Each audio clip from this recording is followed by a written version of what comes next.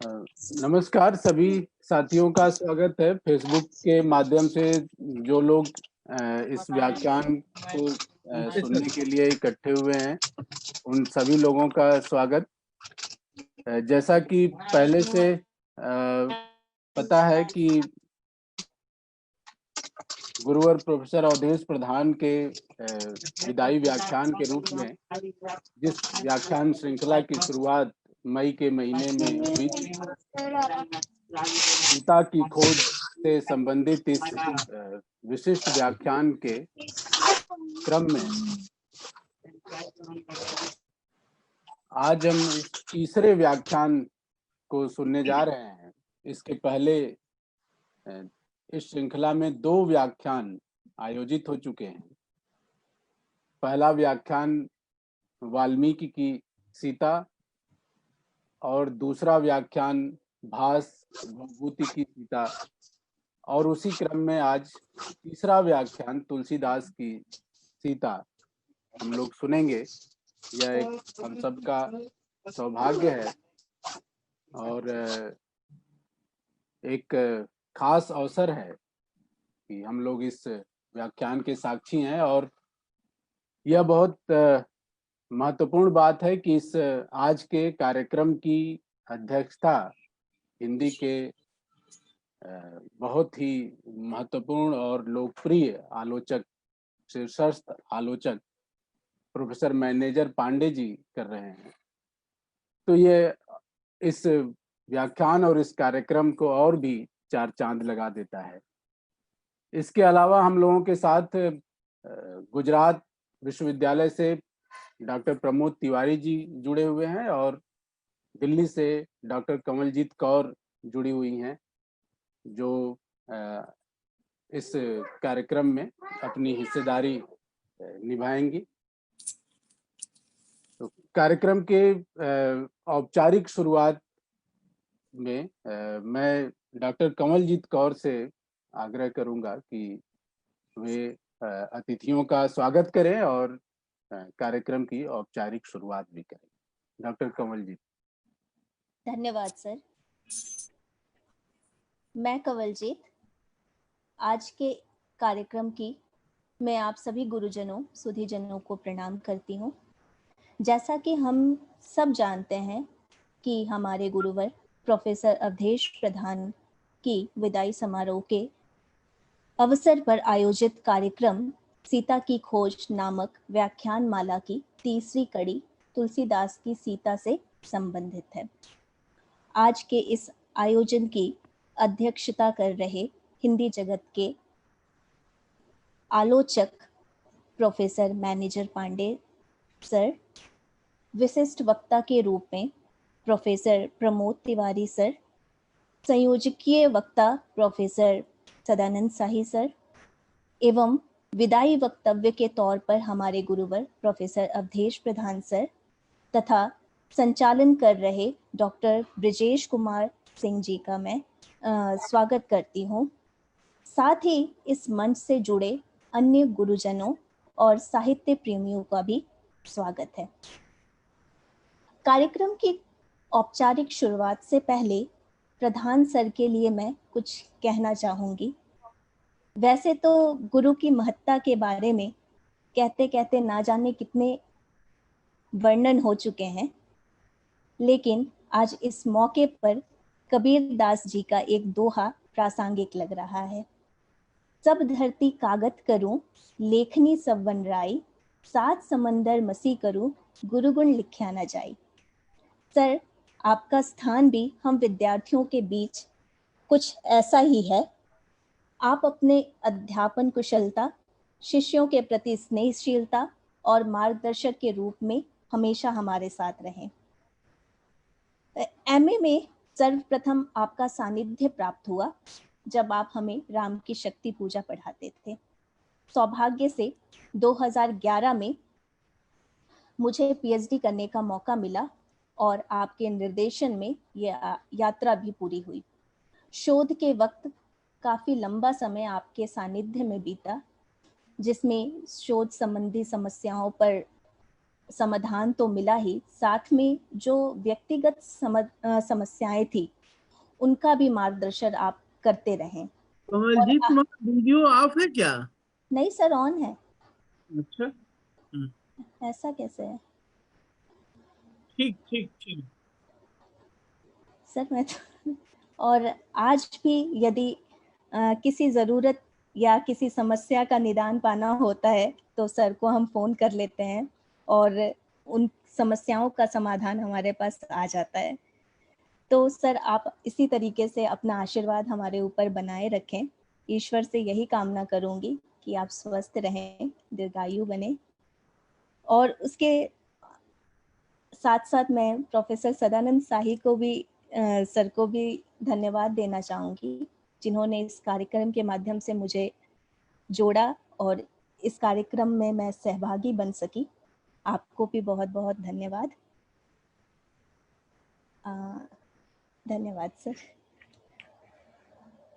धन्यवाद, धन्यवाद कमलजीत कौर, बहुत सुंदर। कार्यक्रम के अगले क्रम में हमारे साथ जुड़े हुए हैं गुजरात केंद्रीय विश्वविद्यालय से डॉक्टर प्रमोद तिवारी। वो इस समय ट्रेन में हैं और वो किसी आवश्यक कार्य हेतु उनको अचानक से घर जाना पड़ रहा है भभुआ। तो सबसे पहले उनके विचार सुन लेते हैं हम लोग। तो प्रमोद जी, आवाज आ रही है? जी आ रही है। मेरी आवाज पहुंच रही है? हाँ हाँ हाँ, आप बोलिए।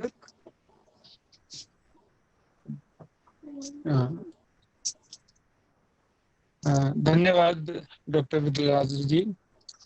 साक्षी एवं प्रेमचंद साहित्य संस्थान द्वारा आयोजित इस अंग बनकर मुझे बहुत अच्छा लग रहा है। आदरणीय प्रोफेसर अवधेश इस आयोजन के सूत्रधार से बड़े कार्यक्रम को आचकित कर देने वाले आनंद शाही सर, दिल्ली से जुड़ी डॉक्टर कमलजीत जी, अन्य माध्यमों से जुड़े हमारे अन्य मित्रगण, आदरणीय गण, मेरा नमस्कार। मैं उम्मीद कर रहा हूँ कि मेरी आवाज आ रही होगी। गुजरात के बीच आ रही है, में थोड़ा आ रही है, आ व्यवधान रही सा है। लगा था मेरी। हाँ हाँ, अभी आ रही है। तो मैं बहुत संक्षिप्त में ही बात रखूंगा। कुछ विवरित लगभग 23 एक विज्ञान के विद्यार्थी के रूप में बनारस पहुंचा साहित्य पढ़ने के लिए, और ये कहने में कोई संकोच नहीं कि साहित्य का विद्यार्थी जिन अध्यापकों के कारण मैं छोटा मोटा ही सही बन पाया, मैं पहला स्थान आदरणीय अवधेश प्रधान सर को जाता है। वे बिरला हॉस्टल के वार्डन भी थे और हम सभी के प्रिय अध्यापक थोड़ा एक तरफा मामला, क्योंकि इसे डर नहीं जुड़ पाते थे, दूर से हम लोगों के प्रिय बनने रहते थे। एक और भी घटना घटी थी कि पी से नाम शुरू होने के कारण मुझे बी सेक्शन मिला था और सर के पांडित्य की जो की तरफ प्रवाहित हो जाती थी, सेक्शन ए की तरफ। तो हम बी के कुछ छात्रों ने ये तय की कि न्याय को से बचने के लिए हम चुपके, तो ऐसे अभिभावक में प्रधान का हम लोगों को खास, मैं ये कह सकता हूँ कि बहुत ही साधारण छात्र था, लेकिन सर से मुझे प्राप्त हुआ। पोस्ट ऑफिस के बगल में जो उनका आवास था, वहाँ पर हम लोग, और आज मुझे और किसी बारे का घर नहीं है, लेकिन सर के घर याद है। जिस बात की चर्चा हमारे विद्यार्थियों के साथियों के बीच हुआ करती थी, प्रधान सर को खास तौर से केंद्र में रखते हुए, बीच हम मैं रख सकता हूँ। थोड़ा सा वो शब्दावली वैसे नहीं है। हम साथ गाँव के पास खोपड़ी हुआ करते हैं, प्रधान सर के पास खोपड़ा, और उसमें इतनी चीजें अट जाती हैं कि उसके बारे में आप सिर्फ सकते हैं या दूर से सकते हैं कि आप भी वैसे बन जाएंगे। ये बातें हम लोग कभी सर को बता नहीं पाए, इतना साहस नहीं हुआ। थे राकेश रंजन सर के बड़े आदमी थे और बाकी दूसरे मित्र जो थे, तो दूर दूर से हम लोग देख करके और नकल किया करते थे इनके बोलने के अंदाज का, संस्कृत का जो उच्चारण था या दूसरी जो चीजें थी। एक पक्ष बात में रख करके अपनी बात को पूरा करूंगा, वो ये कि आज हम सभी लोग कुछ अति गतिशील समय में रह रहे हैं, चल रहे हैं। हर चीज की एक हड़बड़ी है। अवधेश प्रधान सर की बात को आप जिस बात से बयां कर सकते हैं वो है ठहराव, हर चीज में ठहराव। उनके अध्ययन में, उनके व्यक्तित्व में, उनकी भाषा में, उनके पहनावे तक में एक ठहराव देखने को मिलता है। मतलब आज तक कभी हमें सर हड़बड़ी में नहीं नजर आया। वस्त्र विन्यास में भी एक ठहराव है सर के, एक खास तरह के कपड़ों में वो नजर आते थे, और उस ठहराव का परिणाम है उनकी साधना। की साधना पर भाषा की साधना भी होती है ऐसा कहा जाता है, लेकिन संस्कृत को, भ्रंश को, कीर्तिलता जो उनका भ्रंश पर लेते थे, वो बांग्ला का जो अध्ययन उनका है और बांग्ला भाषा के जो उदाहरण देते थे, हिंदी का, भोजपुरी का, अंग्रेजी का। भोजपुरी पर जब मेघदूत पुस्तक उनकी आई और मुझे सौभाग्य मिला कि उन्होंने उसकी एक प्रति मुझे भी दी थी, या कामायनी पढ़ाते समय, पता नहीं मैं गलत हो सकता हूँ, लेकिन जिस उच्चारण के साथ उन्होंने बताया कि कामायनी में पंचचामर छंद का प्रयोग हुआ है, और उनका पढ़ने का लहजा ऐसा होता था कि छंद अलग से नजर आने लगता था। तो इस तरह की तमाम विशेषताओं को वो समेटे हुए और बहुत ही कह सकते हैं अपने आप को छुपाते हुए, बहुत जैसे कई लोग होते हैं कि अपने आप को अतिरिक्त रूप से बयां करते हैं, बहुत लाउड ढंग से प्रस्तुत करते हैं। प्रधान सर बहुत ही महीन ढंग से, बहुत ही स्थिर रूप में अपने आप को रख देते थे, और कई बार उनकी बातें कक्षा से में बाहर निकलने के बाद खुलती थी। तो सर का वो अंदर हम लोग चाहें तो आर्ष परंपरा कह सकते हैं, और उस परंपरा में जिसमें आपको अगर हिंदी का अध्यापक बनना है तो संस्कृत का, अपभ्रंश का ज्ञान, ब्रज अथवा अवधि का ज्ञान बहुत जरूरी होता था। वो एक तरह के प्रेरणा पुरुष के रूप में हम लोगों के सामने खड़े होते हैं, और मेरे जैसे विद्यार्थी को जो कि साहित्य का क ख ग नहीं जानता था, उसको न केवल उन्होंने संस्कार दिया, बल्कि जो मेरी रुचियां थी कुछ संगीत से जुड़ी हुई, उस पर जब भी मुलाकात होती तो उस पर बात करना। तो एक अनगढ़ या बहुत ही रूखे सूखे विद्यार्थी को चिकना कैसे बनाना है, कैसे उसको संवारना है, उसकी कमियों को कैसे दूर करना है, इन पक्षों को जितने सधे हाथों से, जितने प्रेम से प्रधान सर ने हम लोगों के समक्ष, मतलब हमें पता भी न चले इस ढंग से गढ़ा, वो मैं मानता हूँ कि आजीवन कृतज्ञ रहने वाली बात है। बाद में जेएनयू जाने के बाद major Pandey sir, Kedarnath Singh sir जैसे लोगों का स्नेह मुझे प्राप्त हुआ, लेकिन जो नींव तैयार करने वाली बात थी वो तो काशी हिंदू विश्वविद्यालय के अध्यापकों की ही देन है, और उसमें प्रधान सर की भूमिका बिल्कुल अलग से वो नजर आते हैं।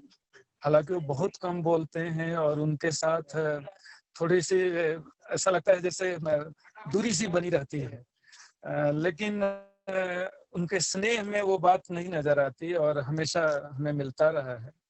एक आखिरी बात ये कि मैं तो साहित्य का विद्यार्थी हूँ, मेरी पत्नी रोजी विज्ञान के विद्यार्थी हैं, लेकिन उनके पीएचडी को पूरा कराने में भी प्रधान सर की भूमिका रही, क्योंकि उनके एग्जामिनर BHU के ही डॉक्टर उमेश राय थे और वो सारी प्रसंग सर को याद होंगे। तो मुझे सिर्फ यही कहना है कि जिस तरह से आपने पुरानी परंपरा और आधुनिक परंपरा को जोड़ा है, विवेकानंद से लेके शंकराचार्य और परमहंस तक को और सहजानंद सरस्वती से लेके भोजपुरी तक के बहुत ही देशज पक्षों को आपने इतनी सहजता से लोगों के समक्ष प्रस्तुत किया, वो आगे भी जारी रहेगा और वो पुस्तक के रूप में हमें प्राप्त भी होगा। हम सर को प्रणाम निवेदित करते हैं और ये उम्मीद करते हैं कि आपका स्नेह हमें मिलता रहेगा। हम लोग अभी भी वही MA प्रीवियस में पहुंचे हुए एकदम कच्चे से विद्यार्थी हैं जो तमाम तरह की गलतियां करते रहते हैं और आपका स्नेह हमें मिलता रहता है, उनका परिमार्जन होता रहता है। आपको बहुत बहुत शुभकामनाएं। मैं ये चाहूंगा कि आप हिंदी के साथ साथ भोजपुरी में जितनी अच्छी आपकी गति है उसको आगे बढ़ाएं और साथ ही सदानंद शाही सर का बहुत आभार कि आप अपने आयोजनों से, चाहे वो पत्रिका के रूप में हो या संगोष्ठी के रूप में हो, और वो आयोजन इतने अनिवार्य हुआ करते हैं कि लगता है कि अगर ये नहीं होता तो बहुत बड़ी कमी रह जाती। थोड़ी मेरी मन स्थिति ऐसी है कि जो मैं सोचा था वो बातें नहीं रख पा रहा हूँ और रेल में पीछे से तमाम तरह की ध्वनियां आप लोगों को भी बाधित कर रही होंगी। तो मैं यहीं पर आप सभी गुरुजनों को प्रणाम निवेदित करता हूँ। मैनेजर पांडे सर को नमस्कार और प्रधान सर को प्रणाम नमस्कार। बाकी सभी साथियों को और सभी सुनने वालों को मेरा प्रणाम, धन्यवाद। मुझे अवसर दिया इसके लिए विशेष रूप से धन्यवाद। नमस्कार। धन्यवाद। धन्यवाद प्रमोद जी। आप निश्चित ही एक रास्ते में है तो उसकी कठिनाइयां हैं और आपकी मन स्थिति को भी हम लोग भली भांति समझ रहे हैं। और ये बिल्कुल सही कहा आपने कि गुरुवर प्रोफेसर अवधेश प्रधान की प्रेरणा से हम लोगों ने या हम जैसे तमाम विद्यार्थियों ने पढ़ने लिखने की एक ललक में जगी, सीखने की एक प्रेरणा मिली। इस क्रम में जैसे कि व्याख्यान का जो शीर्षक है तुलसीदास की सीता, और सीता पर श्रृंखलाबद्ध व्याख्यानों की कड़ी में ये तीसरा व्याख्यान है। तो इसके आयोजन के रूप में जो साखी परिवार और प्रेमचंद साहित्य संस्थान जुड़ा हुआ है, तो आज आयोजकीय वक्तव्य के लिए और इस व्याख्यान श्रृंखला के पीछे जो विचार है उसे संबोधित करने के लिए और उसे बताने के लिए मैं प्रोफेसर सदानंद शाही जी से आग्रह करूंगा कि वे आएं और अपनी बातों से इस बात को रखें और इस व्याख्यान का जो आयोजकीय वक्तव्य है वो प्रस्तुत करें।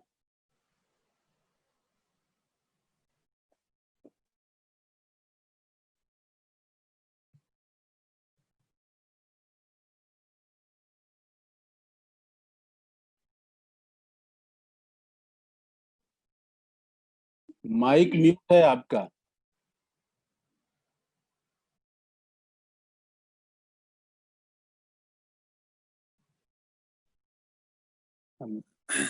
हाँ, ये बड़े सौभाग्य की बात है कि इस व्याख्यान सत्र में प्रोफेसर मैनेजर पांडे जी, जिनसे हम लोगों को बहुत कुछ सीखने का अवसर मिला है, अध्यक्षता कर रहे हैं। मैं आदरणीय पांडे जी को प्रणाम करता हूं और आज के का जो विशिष्ट वक्तव्य होना है प्रोफेसर अवधेश प्रधान का स्वागत करता हूं। गुजरात जी जो संचालन कर रहे हैं और कमलजीत जिन्होंने स्वागत किया और प्रमोद तिवारी जी।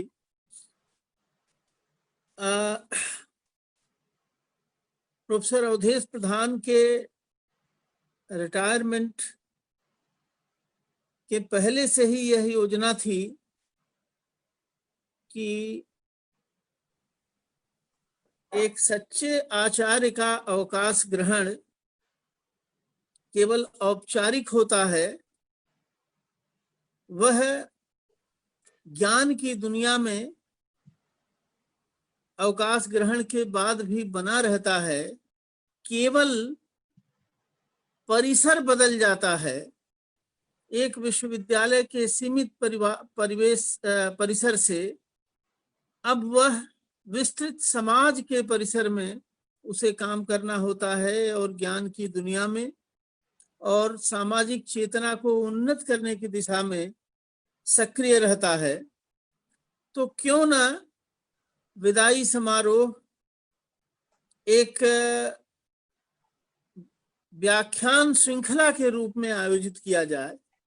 इसी क्रम में ये विदाई व्याख्यान आयोजित किए गए। मैं आदरणीय पांडे जी से निवेदन करना चाहता हूं कि पहला व्याख्यान, ये सीता की खोज, हम लोगों ने इसलिए यह विषय रखा गया कि सीता की खोज एक तरह से सांस्कृतिक प्रश्न है। सीता भारतीय समाज में बहुत ही प्रसिद्ध और पावन नाम है। एक तरह से भारतीय स्त्रियों का रोल मॉडल। भारत के जनमानस में सीता की भूमिका अपनी विशेषताओं के नाते है। सीता के बारे में जो बात हमको सबसे पहले पता चलती है वो ये है कि बचपन में शिव के जिस धनुष को उठाना और लेकर चलना रावण जैसे प्रतापी योद्धा के लिए मुश्किल था, उस शिव के धनुष को सीता बाएं हाथ से उठाती हैं और दाहिने हाथ से सफाई करती हैं। ये बात हमको पता तो चलती है, लेकिन एक जो सुकुमारी सीता की अवधारणा हमारे दिमाग में बसी हुई है, उस अवधारणा के चलते हम ये जो धनुष उठाने वाला जो प्रसंग है उसको एक चमत्कार मान करके, चमत्कार करार दे करके उसको छोड़ देते हैं और एक तरह से सीता के जो निजी गुण हैं, सीता के व्यक्तित्व की जो निजी विशेषताएं हैं जो सीता को सीता बनाती हैं, उन निजी गुणों को और निजी विशेषताओं को पृष्ठभूमि में छोड़ देते हैं।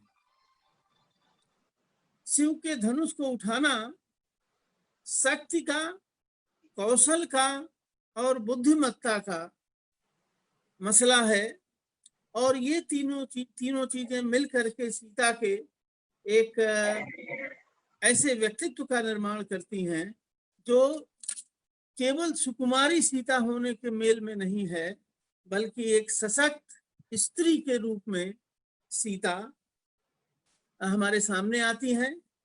और इसीलिए इसको हम चमत्कार के हिस्से में डाल करके या देवत्व के हिस्से में डाल करके छोड़ देते हैं, ताकि सीता का जो सुकुमारी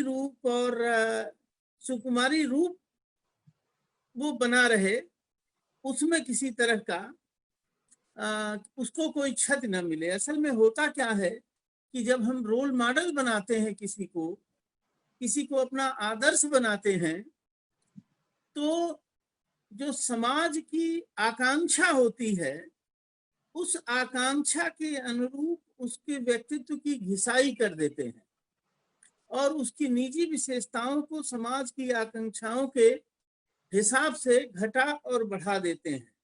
सीता सुंदर है, सुकुमारी है, गौर वर्ण की है, पतिव्रता है और पति की सहज अनुगामिनी है। सीता की यही छवि हमारे समाज में स्वीकृत है और वांछित भी। इस छवि को रचने के लिए सीता की बहुतेरी विशेषताओं को ओट देने की कोशिश की गई है। एक और बात है, सीता और राम का एक लोक स्वीकृत रूप रहा है और जो सामान्य अभिवादन में जय सिया राम जैसे अभिवादन में ये बात दिखाई देती है।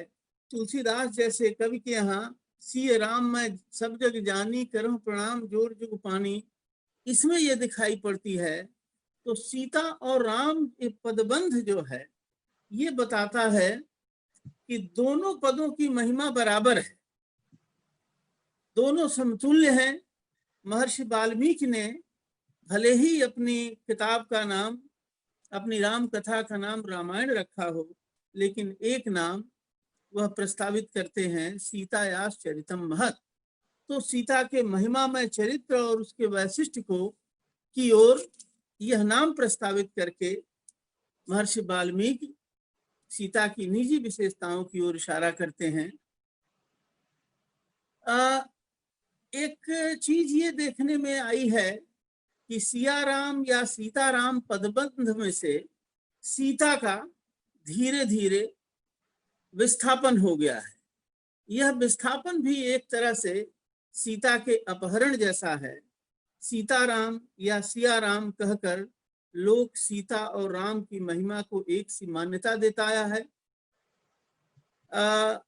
और यह संदेश देता है कि राम की प्रभुता में सीता की हिस्सेदारी बराबर की है, सीता की भूमिका बराबर की है।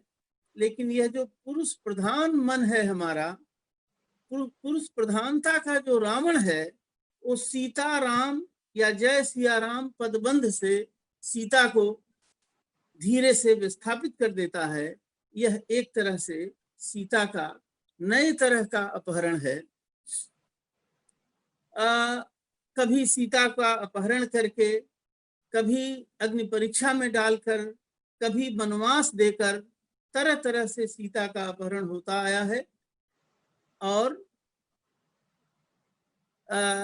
सीता के वनवास का या अपहरण का एक अर्थ है सीता के महिमा पर और सीता के व्यक्तित्व की निजी विशिष्टताओं पर पर्दा डालना। इसीलिए ये जो स्त्री और पुरुष का सामाजिक जीवन है, जैसा कि महादेवी वर्मा ने कहा है कि स्त्री और पुरुष इसके दो पहिए हैं, सीता और राम पदबंध भी इसी की पुष्टि करता है। इसको अलगाना जीवन के रथ के एक पहिए को छिटका देने जैसा है। भारतीय चित्त में, भारतीय मन मिजाज में शताब्दियों से महानायक की तरह विराजने वाले राम इसी संपूर्णता के लिए बार बार सीता की खोज में निकलते हैं। और जैसा कि शुरू में मैंने कहा कि सीता की खोज एक सांस्कृतिक प्रश्न है।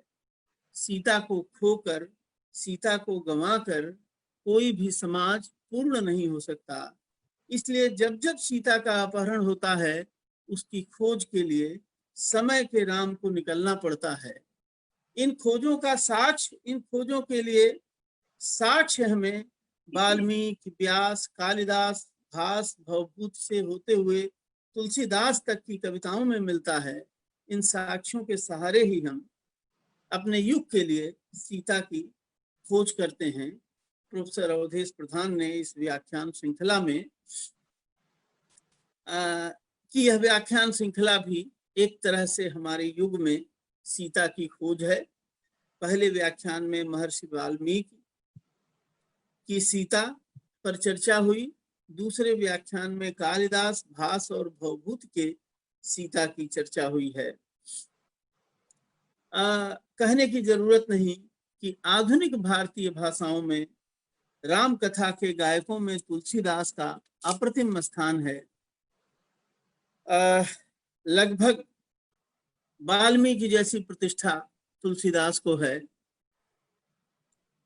संजोग से ये सावन का महीना है और शुक्ल पक्ष है, सप्तमी तिथि 2 दिन बाद आने वाली है, तो हम एक तरह से तुलसी जयंती की पूर्व संध्या पर तुलसी की सीता के बारे में बातचीत करने जा रहे हैं। और यह बातचीत तुलसीदास के साक्ष्य के हवाले से सीता की खोज है।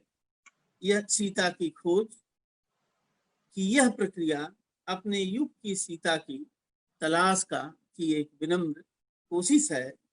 मैं इसी प्रस्ताव के साथ आप सबका जो प्रत्यक्ष रूप से और परोक्ष रूप से इस कार्यक्रम में जुड़े हैं, स्वागत करता हूं और सबसे अनुरोध करता हूं कि अपने अपने स्तर पर समाज में जो सीता का अपहरण हो रहा है, उस अपहरण के बरक्स सीता की खोज करें और समाज को पूर्णता देने में अपना अपना योगदान करें। बहुत बहुत धन्यवाद।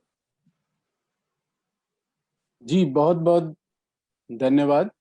निश्चित ही आपने जिन प्रश्नों और जिन चिंताओं से प्रेरित होकर इस व्याख्यान श्रृंखला का आयोजन किया है, प्रोफेसर अवधेश प्रधान के आज के व्याख्यान में उन चिंताओं को और उन प्रश्नों के हल हमें जरूर प्राप्त होंगे और एक नई सीता और हमारे सामने होंगी। बल्कि तुलसीदास पर भी जो आमतौर पे आरोप लगाए जाते हैं, उसमें सीता को लेकर के भी आरोप लगाए जाते हैं। स्त्री प्रश्नों के नजरिए से उन पर जो आरोप लगाए जाते हैं, उन्हें भी देखने का एक अवसर हमें आज मिलेगा। तो प्रोफेसर अवधेश प्रधान को सुनने के लिए बहुत सारे लोग उत्सुक हैं। फेसबुक के माध्यम से और फेसबुक पर आ रहे संदेशों से ये पता चल रहा है कि लोग उन्हें अब सुनना चाहते हैं। मैं सभी लोगों को धन्यवाद देता हूं, जो लोग भी फेसबुक के माध्यम से जुड़े हुए हैं। सबके नाम पढ़ना यहाँ संभव नहीं है। मैं आयोजन समिति की ओर से उन सभी लोगों को बहुत बहुत धन्यवाद और सबका स्वागत करता हूं और प्रोफेसर अवधेश प्रधान जी को आमंत्रित करता हूं कि वे आएं और अपना व्याख्यान प्रारंभ करें। प्रोफेसर अवधेश प्रधान। श्रद्धेय अफसर मैनेजर पांडे जी, भाई सदानंद शाही जी, डॉक्टर ब्रिजराज कुमार सिंह जी, डॉक्टर प्रमोद तिवारी और डॉक्टर कंवलजीत कौर, गोष्ठी के सभी श्रोता बंधुओं, ये मेरा सौभाग्य है कि आज तुलसीदास की जयंती की पूर्व संध्या पर तुलसीदास की सीता पर कुछ कहने का मुझे अवसर मिल रहा है और प्रोफेसर मैनेजर पांडे की अध्यक्षता में कुछ कहने का अवसर मिल रहा है।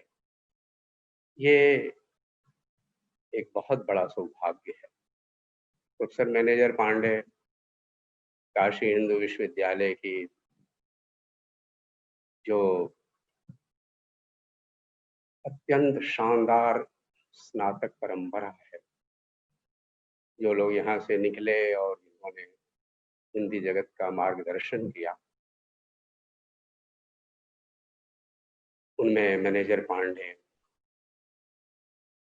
एक अपनी अलग छाप, एक अपनी अलग विशेषता रखते हैं और ये उनका बड़प्पन है और मेरे ऊपर उनका स्नेह है।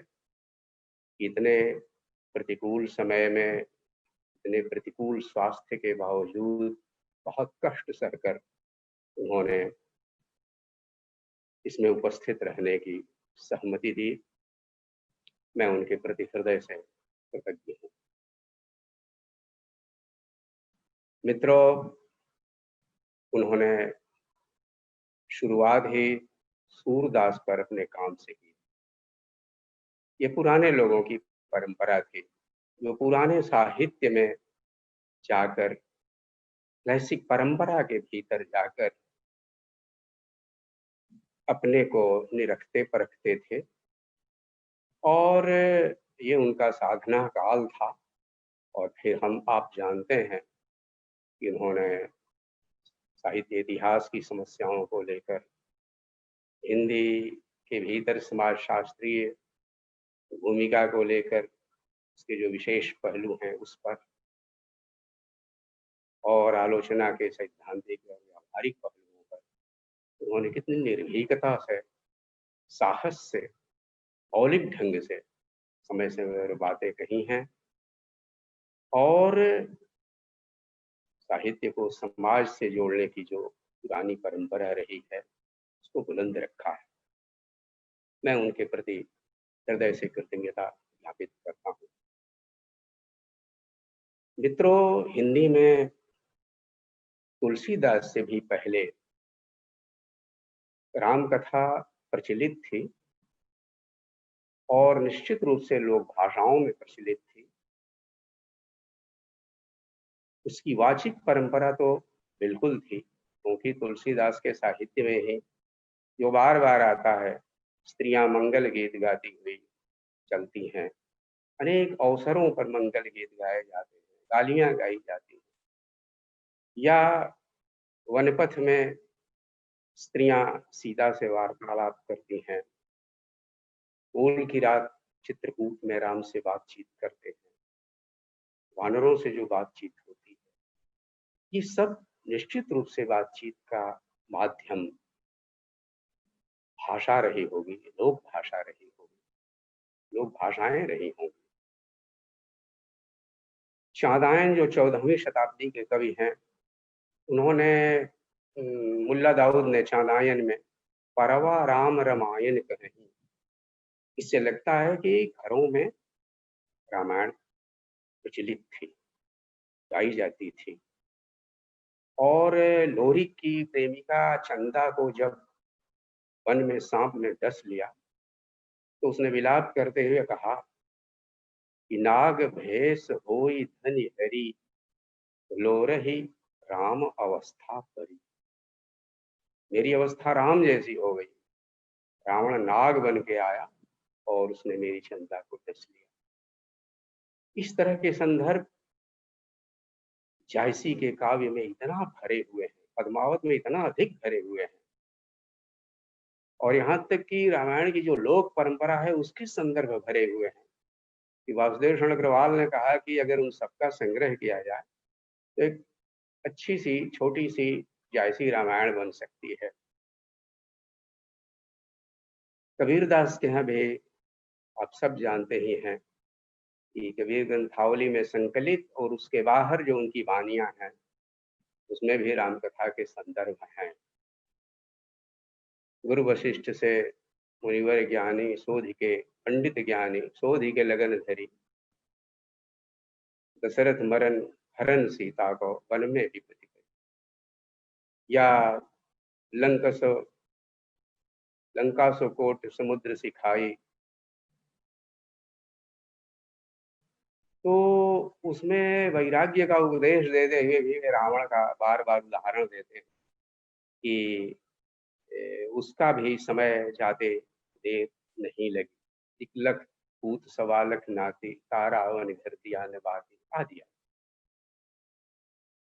लेकिन महाकवि सूरदास ने सूर सागर में बाकायदा अनेक अवतारों का तो उन्होंने जिक्र भर किया, लेकिन राम पर उन्होंने दशम स्कंध से पहले नवम स्कंध में 171 पद राम कथा को लेकर के रचे, और इन पदों में आप पाएंगे कि कुछ नई बातें भी हैं, और उससे अनुमान लगता है कि राम कथा क्या एक लोक संस्करण भी था और सूरदास का संबंध उनसे बहुत गहरा था। मसलन वनवास को जब सीता हठ करती हैं तो राम मना करते हुए मानस में बहुत सारे तर्क देते हैं कि तुम घर पर ही रहो, अयोध्या में ही रहो, सास ससुर की सेवा करो। लेकिन सूरदास के यहाँ है कि तुम जानकी जनकपुर जाओ। मायके पर अधिक भरोसा होता है स्त्री का, इसलिए राम उनको राय देते हैं कि तुम जनकपुर चली जाओ। दूसरे चित्रकूट में तुलसीदास ने भी बताया है कि सीता ने बड़े स्नेह से पेड़ पौधे लगाए अपने आश्रम के आसपास, लेकिन उसमें राम को हाथ बटाते हुए नहीं दिखाया। दोहावली में भी नहीं, रामाज्ञा प्रश्न में भी जगह जगह संदर्भ है, लेकिन उसमें राम हाथ नहीं बटाते।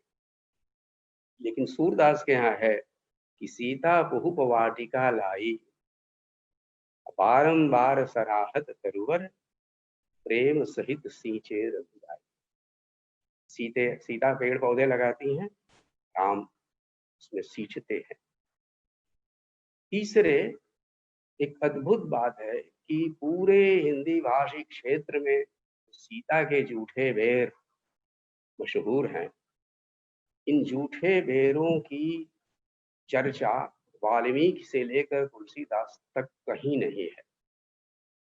निश्चित रूप से यह लोक परंपरा से आई हुई चीज है और इसका उल्लेख केवल सूरदास के एक पद में मिलता है। खाटे फल तजी मीठे लाई, झूठ भये सो सहज सुहाई, अंतर्यामी अतिहित मानी, भोजन कीने स्वाद बखानी। वे झूठे हो जाने से और सहज सुहाए हो गए और अंतर्यामी राम ने उसका प्रेम जानकर उन्हें बखान बखान कर भोजन किया। त्रिजटा को उन्होंने त्रिजटी कहा है और त्रिजटी ने सीता को आश्वासन दिया कि चूंकि नलकूबर का साप है इसलिए रावण तुम्हारा सत बिगाड़ नहीं सकता, इसलिए तुम निश्चिंत रहो। दूसरे तुलसीदास की ही तरह उन्होंने भी छाया सीता की कल्पना की है और ये चीज अध्यात्म रामायण में सबसे पहले आई कि राम ने सीता के अपहरण से पहले सीता को अग्नि में निवास करने को कहा और उनकी जगह पर छाया सीता उनके साथ रही। अपहरण जो हुआ था वो छाया सीता का हुआ। ये सूरदास के यहाँ भी है, जनक तनया धरी अग्नि में, छाया रूप बनाई। राम ने सीता को लंका विजय के बाद जब पहली बार देखा तो कहे कटुक दुर्बाद, उनको बहुत दुर्वचन सुना है। वाल्मीकि के यहाँ तो बहुत विस्तार से है और सीता ने उनका डट के जवाब दे दिया, ये भी बहुत विस्तार से है वाल्मीकि के यहाँ। तुलसीदास के यहाँ सिर्फ इतना ही है कि उन्होंने कुछ दुर्वाद कहे। दुर्वाद में क्या क्या शब्द कहे ये नहीं। सूरदास ने कुछ भी नहीं कहा। सूरदास ने सिर्फ इतना ही कहा कि राम को देखते ही, सीता को देखते ही राम ने मुंह फेर लिया। इतना ही सीता के लिए बहुत।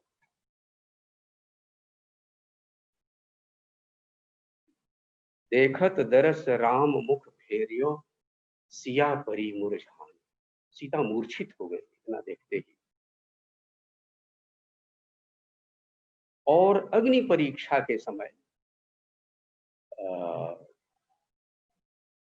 एक व्यंग्य भी सूरदास ने किया है, बहुत मीठा व्यंग्य किया है कि सूरदास स्वामी तिहुपुर के जग उपहास डरा।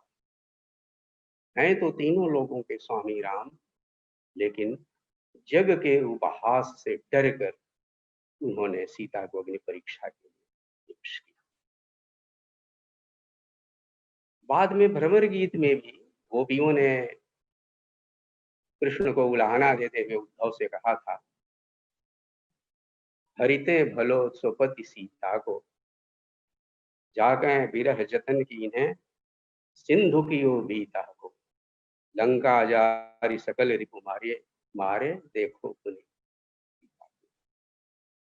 तो सूरदास की जो राम कथा है वो आमतौर पर ओझल रह जाती है चर्चा से, इसलिए मैंने आपके सामने इसका जिक्र किया। तो तुलसीदास के सामने वो रामायण की लोक परंपरा भी थी, संस्कृत का तो उन्होंने गहन अध्ययन किया ही था, और इसके अलावे ये सूरदास की जो राम गीतावली आप कह सकते हैं वह भी निश्चित रूप से तुलसीदास ने संत समागम के बीच सुनी होगी।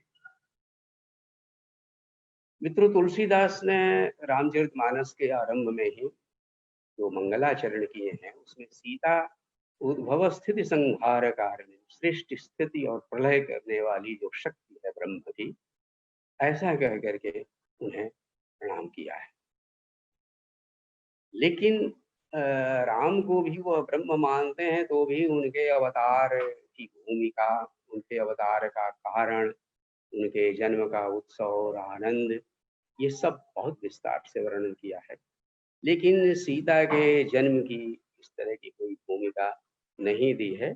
लेकिन उन्होंने रामाज्ञा प्रश्न में इसका संकेत किया है कि उनका जन्म भूमि से हुआ था। सोधत मख महि जनकपुर दिय सुमंगल खानी, भूप पुण्य पयोधि पुनि रमा प्रगट भई हानि। तो वो एक लक्ष्मी थी जो समुद्र से आई थी, और यह एक लक्ष्मी थी जो कि राजा जनक के पुण्य पयोधि से, धरती से आई थी। यज्ञ भूमि का शोधन करते समय उसने जन्म लिया, और चूंकि वह भूमि की पुत्री थी इसलिए मंगल उसका भाई है। और विवाह के समय जब भाई की जरूरत पड़ी तो मंगल सबसे छुप छुपा कर आया और उसने नेगचार वगैरह करके अपने इस संबंध को व्यक्त किया। ये जानकी मंगल में ये प्रसंग है। सिय भ्राता के समय भौम तह आयो, भौम भौम भूमिका से जो आया है वह भौम है मंगल। दुरी दुरा करी नेग सुनात जनायो। बाकी सीता के सौंदर्य का वर्णन जानकी मंगल में बहुत अवसर था, लेकिन तुलसीदास ने नखशिख सौंदर्य का वर्णन किया है राम का। गीतावली में भी किया है, रामचरितमानस में किया है, जहां अवसर मिला जानकी मंगल में भी।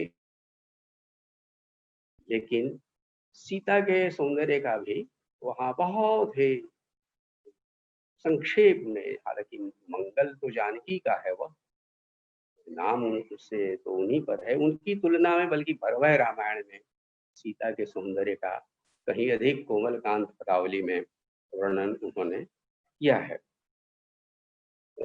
सियतु अंग रंग मिली यदि गौदो, हार वेली पहिरावो चंपक को।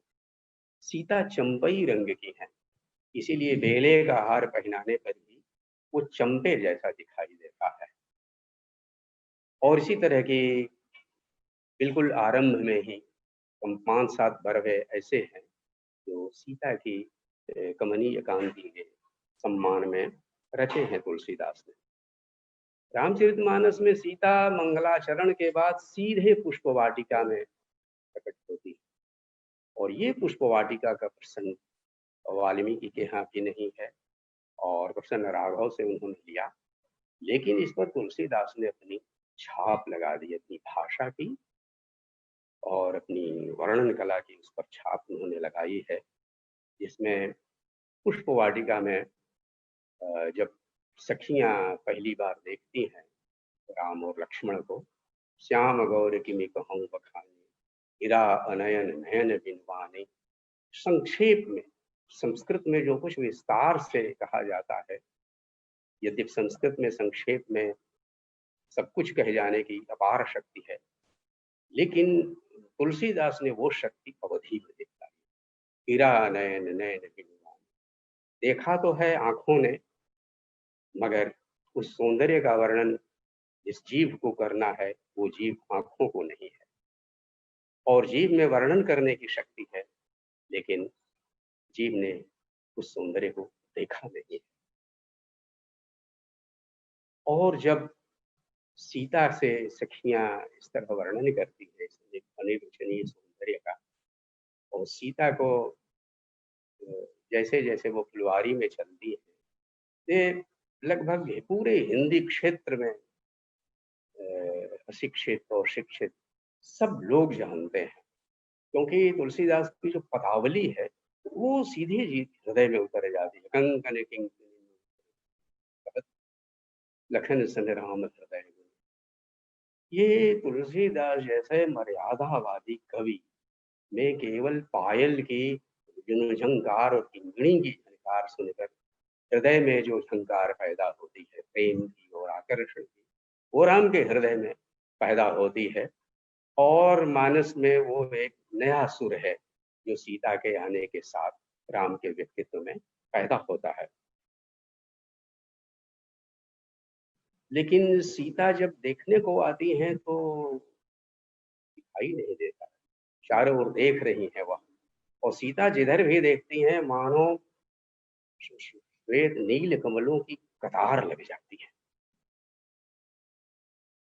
छोटी छोटी एक दो पंक्तियों में बस तुलसीदास सीता के सौंदर्य में उनकी दृष्टि को या उनकी चितवन को आंकते हैं। लेकिन राम लता भुवन ते प्रगट ही अवसर दुर्भाग्य, ये जो लक्ष्मण और राम का प्रकट होना है और उनका दोनों का एक परस्पर एक दूसरे को देखना है, तो सारी मर्यादा एक और रह जाती है। स्पष्ट तुलसीदास की वाणी इसका चित्रण करती है कि राम सीता हो और सीता को राम देखते, एक टक देखते हैं। और जब सीता जाने को होती है, सखियों ने सीता से कहा कि अब गौरी का पूजन होना चाहिए, तो सीता जाते समय राम की छवि को अपने हृदय में जैसे भर लेती है और दीन है पलक कपाट से आनी, आंख मूंद करके जैसे उन्होंने अपने हृदय कक्ष में राम को रखकर और किवाड़ लगा लिए। उसी तरह से राम ने भी सीता के जाते समय परम प्रेममय धुमसी की, उन्होंने अपने प्रेम की ही स्याही बनाई और अपने चित्त की भित्ति पर सीता का सुंदर चित्र लिख लिया। ये पुरानी भाषा है, तब चित्र लिखा जाता था। रंगभूमि में सीता के आते समय, मनुष्य यज्ञ के समय उनके सौंदर्य के वर्णन का अवसर था, लेकिन वहां भी बस एक दो पंक्तियों से तुलसीदास ने काम दिया। सोह नवल तन सुंदर सारी, रंगभूमि जब सिय पगुधारी, होहे सकल कर नारी। लेकिन तुलसीदास ने वहां अपनी विवशता दिखलाई। सब उपमा कबीर है जुठारी, की पटकिमी पट तरह विदेह कुमारी। वह विदेह की कुमारी है और जिस लौकिक देह सौंदर्य का चित्रण करने के लिए उपमानों का प्रयोग दूसरे कवि कर चुके हैं, विदेह की कुमारी के सौंदर्य का वर्णन करने के लिए उनका उपयोग कैसे करूं, सब उपमानों का तो कवियों ने जुठार दिया है। इसलिए तुलसीदास ने देह से अधिक हृदय के भीतर चलने वाली ध्यान दिया। सीता के मन में आकर्षण राम का है। रंगभूमि में सब लोगों की ओर से नजर होती हुई अंततः टिक जाती। उनकी सुकुमारता देखकर उन्हें भय होता है, धनुष ये कैसे तोड़ेंगे, और उन्हें पिता के कठिन प्रण का क्षोभ हृदय में जागता है। ये स्नेह और क्षोभ मिलकर जो हृदय में उनके द्वंद्व पैदा होता है, तुलसीदास ने बार बार उसको जगह संक्षेप में ही सही, लेकिन उन्होंने ध्यान इस हृदय के द्वंद्व पर केंद्रित किया। इसी तरह सीता जब जयमाल पहनाती है, तब स्नेह और संकोच उन्हें भूल जाता है कि वह जयमाल पहनाने को आई है, और उस समय जो क्षण भर के लिए वह राम को निहारती है। गुरुजन लाज समाज बड़, देख सी सकुचान।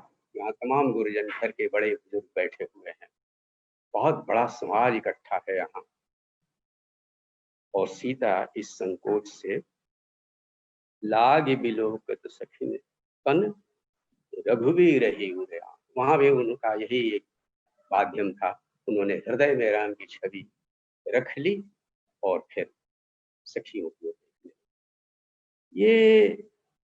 यही संकोच उनका फिर विवाह मंडप में दिखाई देता है, और ये मानस में तो बहुत थोड़े में रखा है, संकेत से रखा है, लेकिन कवितावली में हम सब जानते हैं कि उन्होंने इसका विस्तार से चित्रण किया है। एक सवैया बहुत ही सुंदर है, दूल्ह श्री रघुनाथ बने दुलही सिय मंदिर, दिलही सुंदर सिय मंदिर माही। राम को रूप निहार दी जानकी, कंकन के नगती पर छाही। यातें सवै सुधि भूल गई।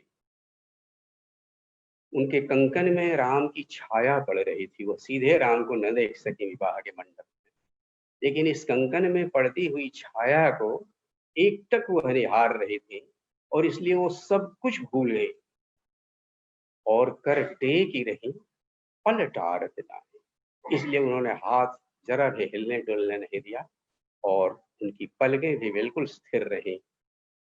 ये निर्निमेष भाव से परछाई में राम को देखना, यह तुलसीदास के यहाँ ये चित्र कवितावली में हमें मिलता है। सीता की विदाई के समय कालिदास और संस्कृत कवि तो इसमें महारत हासिल उनको है कि प्रेम और शोक के क्षणों में कैसे मनुष्य के साथ पूरी प्रकृति तदाकार दिखाई देती है। लेकिन तुलसीदास के यहाँ भी जब सीता विदा होती है, संक्षेप में ही सही, लेकिन सीता ने जिन जीवों को, जिन सुख सारिकाओं को जिलाया है, सोने की पिंजड़े में रख करके पाला है, पोसा है, उन्हें पढ़ाया है, वे सब पूछते हैं, व्याकुल कहें कहाँ बह देहि, सुनि धीरज परिहरहि न केहि। इसका धीरज नहीं छोड़ा। और ज्ञानी जनक को उन्होंने 2-3 जगह इसी तरह बहुत विवश दिखलाया है, लेकिन निश्चित रूप से संस्कृत कवियों जितना विस्तार और वो मार्मिकता तुलसीदास के यहाँ नहीं है।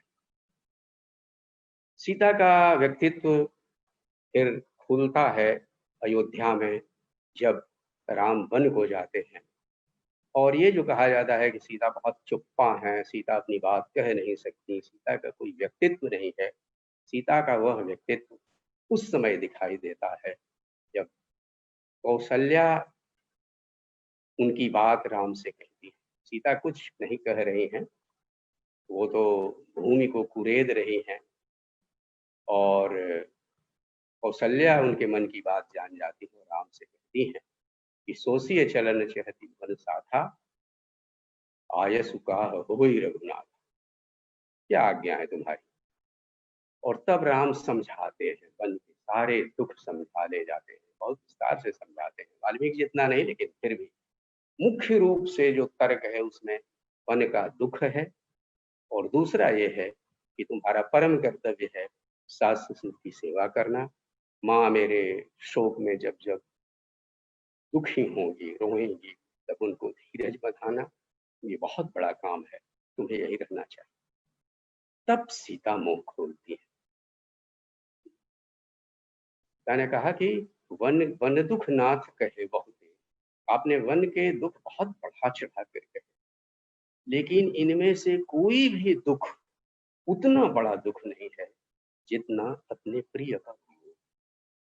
और वह कौशल्या के सामने कह रही। चलते समय गुरु वशिष्ठ की पत्नी, सचिव सुमंत्र की पत्नी, सब उनको मना करते हैं, सब यही बात कहते हैं। इसके बावजूद तुम कौन दीन है वनवासु, वनवास तुम्हें तो मिला नहीं। इसके बावजूद सीता बार बार इस बात को पकड़े रहती है। उनका एकमात्र तर्क है कि प्रिय के वियोग से बड़ा दुख नहीं है। मैं सुकुमारी नाथ बन जोगू, मैं सुकुमारी हूँ और हमारे प्रिय क्या वन में रहने लायक है। तो जिस कुछ कांट के बीच, कंटक के बीच वो होंगे, उन्हीं के बीच मेरा भी सुख होगा। ये सब आप जानते हैं कि वो प्रसंग तुलसीदास की और पूरा का पूरा अयोध्या कांड ही तुलसीदास की प्रतिभा का शीर्ष बिंदु है। इसलिए मैं उसके विस्तार में नहीं जाऊंगा। मित्रों, वनपथ में चलते समय जो रामचंद्र शुक्ल को अत्यंत प्रिय था प्रसंग, उसमें जो गांव के गांव स्त्री पुरुष दौड़ पड़ते हैं वनपथ में चलते हुए सहानुभूति में, उसमें एक प्रसंग आगे जाके ये है, जब वो प्रयाग में यमुना पार करके उस चलते हैं, तुलसीदास अपने तापस वेश में अपने को प्रस्तुत करते हैं। उसके बाद वनपथ में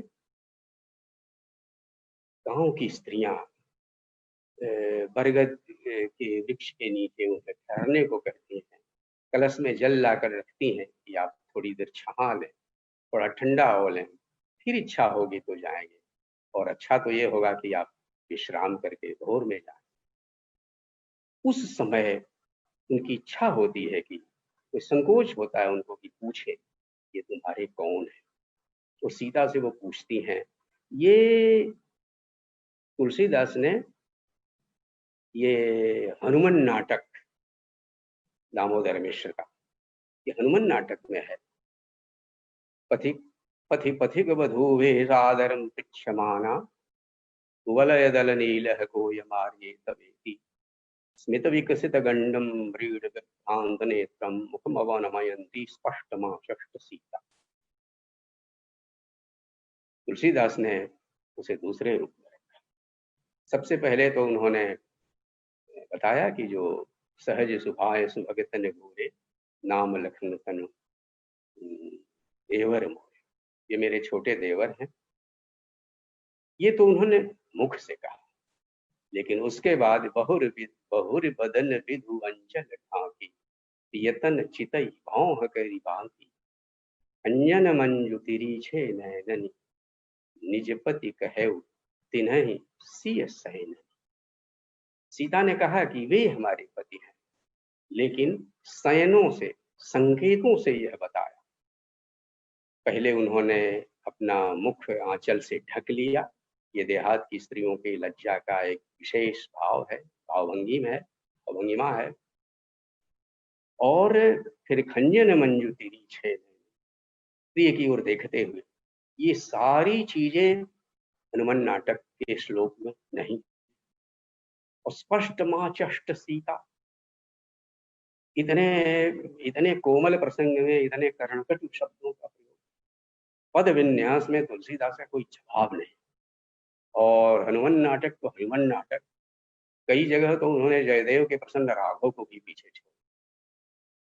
तो तुलसीदास ने अनुवाद किया है, लेकिन अनुवाद में वो मूल को पीछे छोड़ जाते हैं, ये एक बड़ी चीज है। आप सब जानते होंगे कि कवितावली में जो वन के प्रसंग है वो अद्भुत है, लेकिन उनमें एक प्रसंग वह है जब सीता की सुकुमारता की व्यंजना के लिए उन्होंने बताया पुरते निकसी रघुवीर दय मग में टपित, वह भी हनुमान नाटक का भी है।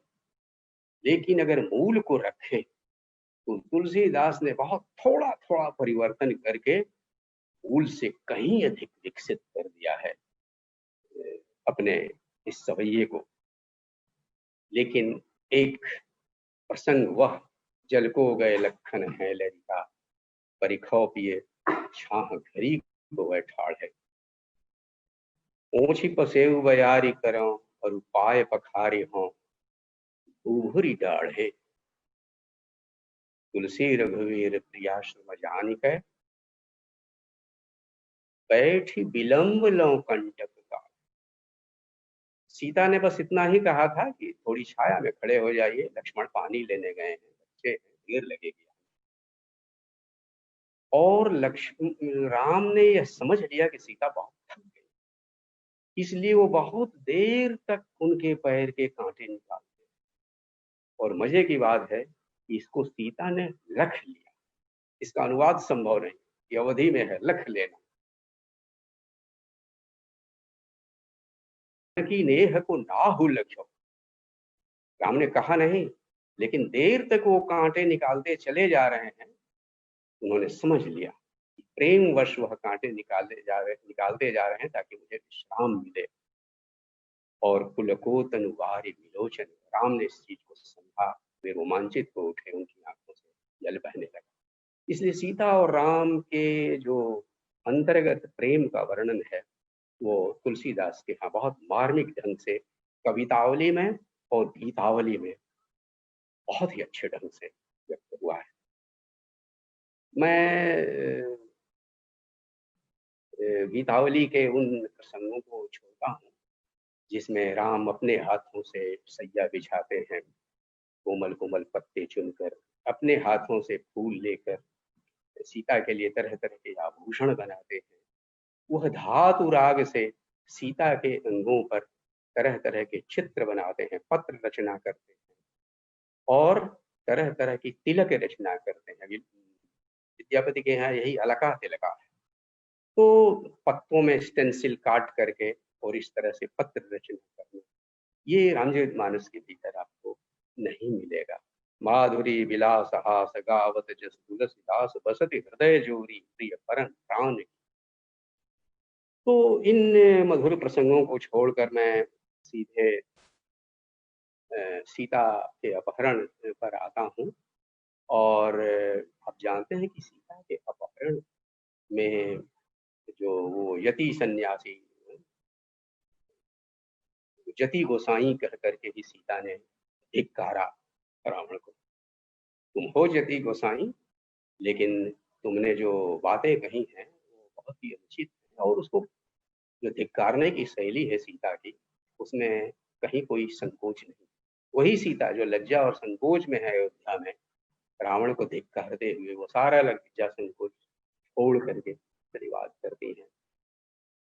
और उनके अपहरण के समय जो पूरी की पूरी वन, वह तो वाल्मीकि के यहाँ अद्भुत है, तुलनीय है, किसी और कवि के यहाँ वैसा नहीं। लेकिन तुलसीदास ने भी जिस ढंग से रखा है वो सब राम जब लौट के आते हैं और जैसा आश्रम दिखाई देता है, यह सब वर्णन गीतावली में ठीक से देखना चाहिए। उसी तरह से सीता अशोक वाटिका में आकर जो प्रतिवाद करती है, राम अंतिम समय अंतिम झलक जो उनकी आंखों में थी, वो सीता के राम के कपट मृग के पीछे भागते हुए राम के जो चरण थे, उसके जो तलवे थे, उसी की छाप अपने मन में लिए हुए सीता अशोक वाटिका में अपने दिन गुजार रही थी। और तुलसीदास ने बस एक दोहे में कर दिया कि उसने बहुत तरह से भय और प्रलोभन देकर सीता को मनाना चाहा। अंत में जब मजबूर हो गया तो उसने अशोक वृक्ष के नीचे लाके उन्हें रख दिया। मित्रों, सीता के इस प्रतिवाद में खास बात यह है कि वाल्मीकि जितना विस्तार से तो नहीं, लेकिन लगभग उसी उपमा का प्रयोग करते हुए उन्होंने कहा। उसमें एक देहाती उपमा भी है, जैसे खरगोश सिंह बधु जिमे ससक सियारा, जैसे खरगोश और सियार किसी सिंह बधु की चाहना करे, वैसी तुम्हारी चाह है, बस मौत तुमको प्यारी है। उसमें एक खास देहाती ढंग की औरत का कट प्रतिवाद है, जब वह कहती हैं कि जब मेरा घर सूना था तो जैसे सूने घर में कुत्ते, भड़िहाई शब्द है, इसका अनुवाद नहीं हो सकता। तो जूठे कांठे पड़े हुए वर्दनों में मुंह डाल के जिस तरह से चोरी करने के लिए कुत्ते आते हैं, वैसा तुमने किया। तो ये रावण के प्रति जो सीता का प्रतिवाद है, यह भी उनके स्वतंत्र व्यक्तित्व को हमारे सामने रखता है। लेकिन एक प्रसंग वो है जो गांधी जी को बहुत प्रिय था, क्योंकि रावण जब पूरे लाव लश्कर के साथ पहुंचा और सीता से उसने निवेदन किया, मंदोदरी के सामने ही कहा कि मंदोदरी आदि सब रानी तब अनुचरी करम मम पानी, ये मेरी प्रतिज्ञा है कि सीता मंदोदरी सहित इन सबको मैं तुम्हारी अनुचरी बनूं, तुम रहोगी पट्ट महिषी राजमहिषी और ये लौड़ियां हो। लेकिन एक बार सीता, बस एक बार देख लो, सीता के उस प्रतिवाद में अंत में गुस्से में आकर रावण जब कृपाण निकालता है उनका सिर काटने के लिए, उस समय सीता ने जो चंद्रहास मम परितापम रघुपति विरह अनल संजातम, रघुपति लगभग शब्दावली ये प्रसन्न राघव की है, लेकिन बहुत थोड़ा थोड़ा परिवर्तन करके पद विन्यास में अद्भुत कमाल किया है तुलसीदास ने। मैं समय नहीं है इसलिए उसको नहीं रखूंगा। लेकिन गांधी जी को इसलिए ये प्रिय था कि एक तरफ पूरा एक बहुत बड़ी भयावनी सत्ता का प्रतिनिधि है और सीता एकदम अकेली है, परदेश में है, कोई साथ नहीं है, और सीता वहां अकेली प्रतिवाद करती हैं। वो अपनी गर्दन डाल देती है तलवार के आगे कि बहुत दुखी हूं मैं, और मेरा तो सारा दुख ही दूर हो जाएगा। और इस गर्दन में या तो राम की भुजा होगी, या तो उनकी गलवहियां होंगी, या फिर ये तलवार ही होगी। तो सीता का ये जो प्रतिवाद है, ये उनके दूसरे व्यक्तित्व को सामने रखता है, और गांधी जी को इसमें सत्याग्रह की प्रतिध्वनि मिलती थी। और निश्चित रूप से क्लासिक में एक शक्ति होती है कि बाद के लोग उससे इस प्रकार के संदेश प्राप्त करते हैं। पहले भी मैं चर्चा कर चुका हूं कि अपहरण के ठीक पहले ही राम ने ये एक लीला की, क्योंकि वो ब्रह्म थे, लक्ष्मण भी उसका भेद नहीं जान पाए। जब वो कंदमूल फल लेने गए थे तो उन्होंने सीता से अग्नि में निवास करने को कहा, और इसमें प्रतिबिंब यौर्लौकिक कलंक प्रचंड पावक महुजर्य, इसमें प्रतिबिंब और लौकिक कलंक, जो संसार में सामाजिक कलंक उनको लगता, वो भी उसी में भस्म हो गया, ऐसा उन्होंने कहा है। अग्नि परीक्षा के समय में ये लौकिक कलंक चूंकि जल गया, और छाया सीता भी उसमें जल गई, और असली सीता उसमें से निकल आई, इसीलिए आगे चल के सीता वनवास की जरूरत नहीं पड़ी। रामचरितमानस में इसीलिए राज्याभिषेक के बाद ही कथा समाप्त हो जाती है, और उसमें सीता वनवास का जो तर्क है, कलंक, वह चूंकि अग्नि परीक्षा के समय ही समाप्त हो चुका था। ये युक्ति अध्यात्म रामायण से तुलसीदास ने ली थी। ये जो छाया सीता वाली युक्ति है, अध्यात्म रामायण से सूरदास ने, और सूरदास और अध्यात्म रामायण से मूल रूप से तुलसीदास के यहाँ आई। और इस युक्ति के द्वारा, क्योंकि सीता का वनवास और उनका भूमि प्रवेश, ये दोनों घटनाएं बाद के सब कवियों को बहुत खटकती रही हैं, और बुद्ध ने उसका अपने ढंग से समाधान किया, और तुलसीदास ने अपने ढंग से। लेकिन सब कवियों ने संकेत इसका दिया है कि उनमें से किसी को सीता का वनवास और भूमि प्रवेश, ये दोनों घटनाएं पास नहीं है। मित्रों, सीता के अयोध्या आने के बाद, लेकिन इसके प्रसंग दोहावली में और रामाज्ञा प्रश्न में इनके उल्लेख हैं, सीता वनवास का भी और भूमि प्रवेश का भी उल्लेख है। लेकिन चूंकि मानस पाद की रचना है, इसलिए इसमें सीता वनवास और भूमि प्रवेश बिल्कुल नहीं है। और वो जिस छाया सीता का जो उन्होंने तर्क लिया, उस दृष्टि से भी वह कथा की संगति में बैठता है। लेकिन जो सीता का वनवास है, उसमें गीतावली में उन्होंने बाकायदा इस पर 12 पद रचे हैं, और इससे भी लगता है कि गीतावली मानस से पहले की रचना होनी चाहिए। और उन 12 पदों पर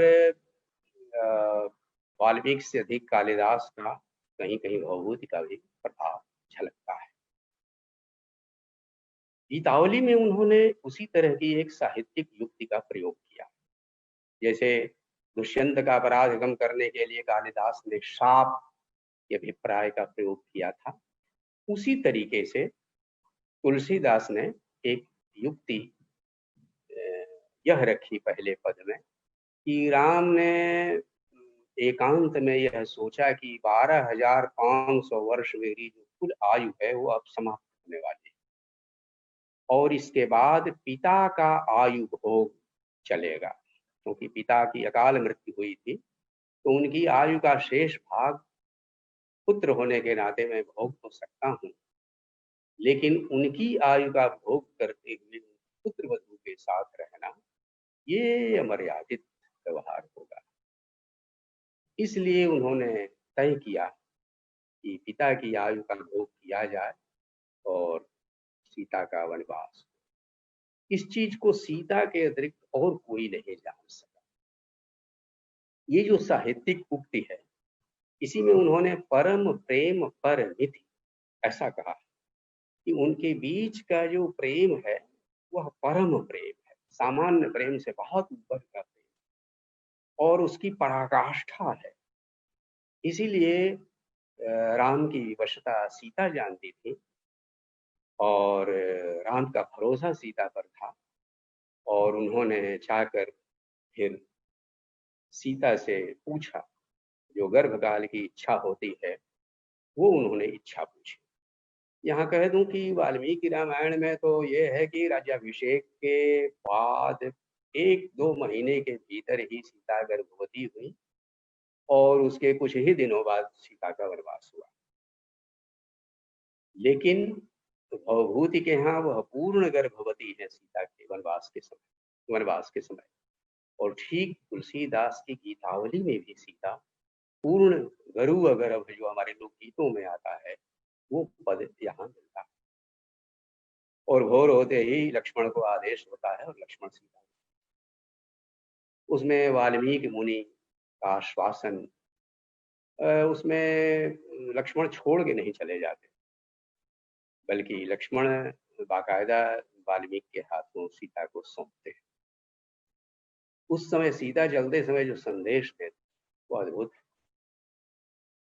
उसमें वो कहती हैं कि कुछ दिन रहकर मैं वनवासी ऋषियों का और तपस्विनियों का कुछ व्यवहार सीख जाऊं, उनकी भाषा सीख जाऊं, तब राजा को कैसा संदेश देना चाहिए मैं दे सकती। लेकिन तब तक लक्ष्मण तुम ही मेरी बात उनसे कहते रहना। और वन राज्य के भीतर तो वन भी आता है, तो उस नाते से तुम हमारी देख रहे। तुमको मैंने जो कुछ कटुक वचन कहे थे, तुम्हारा जो अपमान कहा था, उसकी कसक मुझको आज भी है।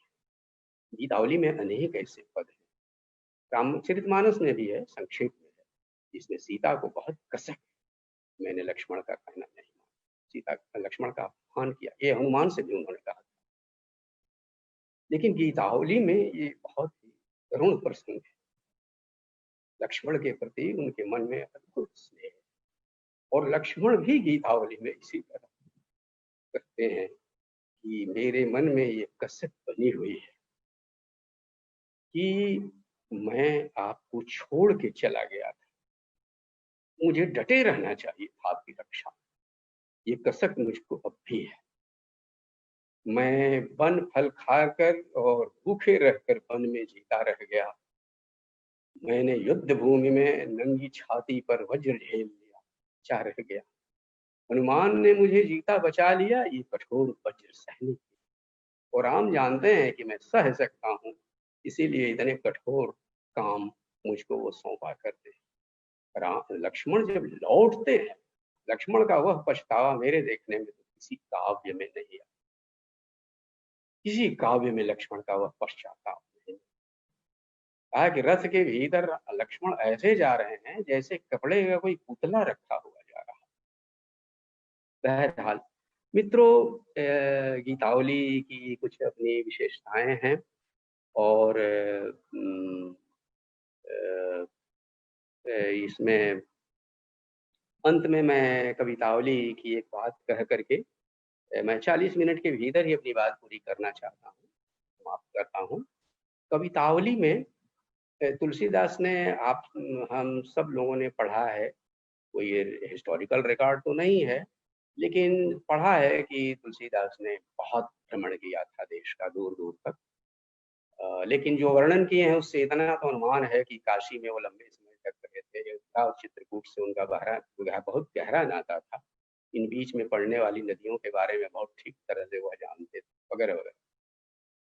लेकिन उन्होंने सीतामढ़ी का नाम तो नहीं लिया है, लेकिन उन्होंने जिक्र किया है सीतावट का, और यह कहकर कवितावली में उसकी प्रशंसा की है। यह वाल्मीकि का आश्रम था, सीता यहाँ रही थी, यहाँ लव और कुश का जन्म हुआ था। ये सीतावट उस सीता की याद देता है, बड़ा पुण्यशाली वट है। और बारीपुर और दिगपुर 2 गांवों का उल्लेख किया है कि इनके बीच में स्थित है। टीकाकार मानते हैं कि इलाहाबाद और प्रयाग के बीच में वो जो सीतामढ़ी जगह है वो एक पर्यटन स्थल हो चुका है, उसको ये सीताबट मानते हैं। अंत में मैं विनय पत्रिका का जिक्र करता हूँ, जिसमें उन्होंने तमाम देवी देवताओं का आरंभ में स्तमन किया है और लक्ष्मण, भरत, शत्रुघ्न का, सबका, हनुमान का बहुत विस्तार से। अंत में उन्होंने सीता के लिए 2 पद कहे हैं। बाकी सबसे तो यह विनती है कि राम के चरणों में मेरी अविचल प्रीति हो। सबसे यही वरदान मांगा है जो भरत ने मांगा था, गंगा जी। सभी भक्त यही वरदान मांगते हैं रामचरितमानस में। लेकिन सीता जी से उन्होंने एक विशेष तरह की याचना, कबहू कयम भय अवसर पाओ। हे माँ, कभी समय निकाल के आप राम से जिक्र कीजिएगा कि एक कोई है जो आपकी दासी का दास है। आपकी दासी यानी तुलसी वृक्ष, और उसका दास संकेत से बताया कि, और जब पूछे कि कौन, तो बताना तुलसीदास, और कहना कि वो एक है जो आपका नाम लेके पेट भरता है और आप ही के नाम पर जीता और मरता है, जरा हमारी याद दिलाइएगा। और दूसरा पद है, कबहू समय सुधि ध्याई भी मेरी माँ तू जान। ओ मेरी माँ, जानकी, तुम मेरा सब कुछ जानती हो। तुम बताना कि इस कलयुग में तमाम विघ्न बाधाओं के बीच भी एक आपका किंकर है जिसने आपके प्रति प्रीति, आपके नाम के प्रति अपनी प्रीति निर्वाह किया है, और उनसे अनुरोध कीजिएगा कि वो मुझे स्मरण रखे, मेरे ऊपर कृपा। और सबसे अंतिम पद में लक्ष्मण और भरत की रुचि और इच्छा देख करके, भरत और हनुमान की इच्छा देखकर लक्ष्मण ने राम से यह बात कही, और राम ने कहा कि है सत्य सुधि, मैंने भी इसकी सुधि पाई है, यह उन्होंने कहा।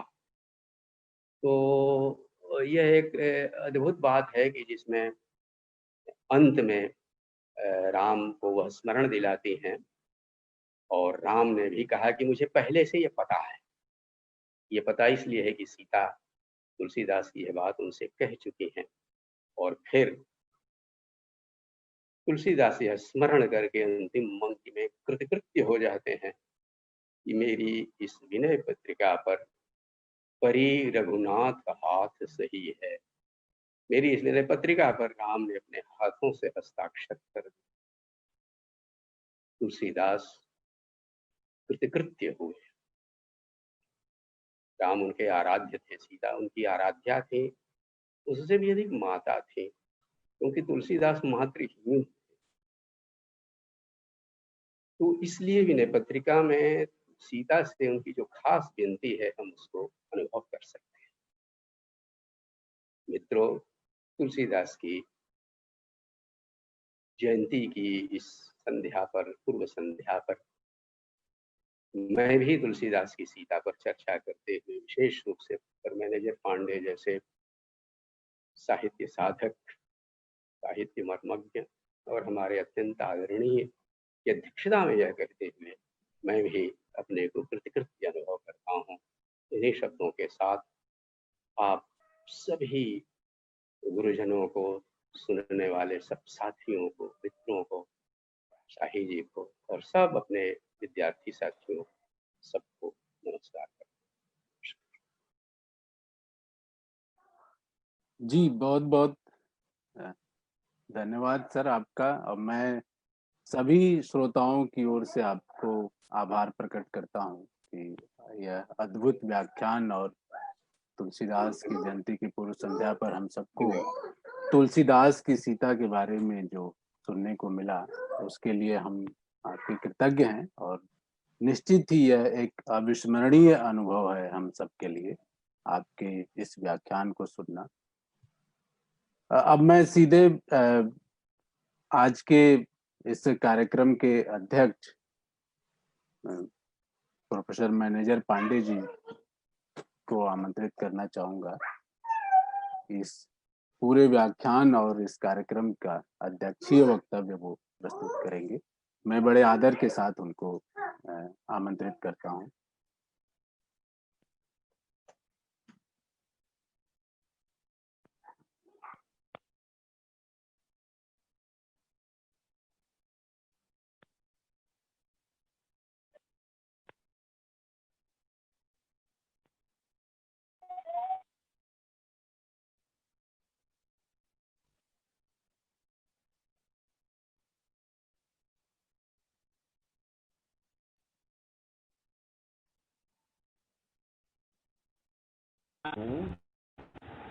और वे एक शुद्ध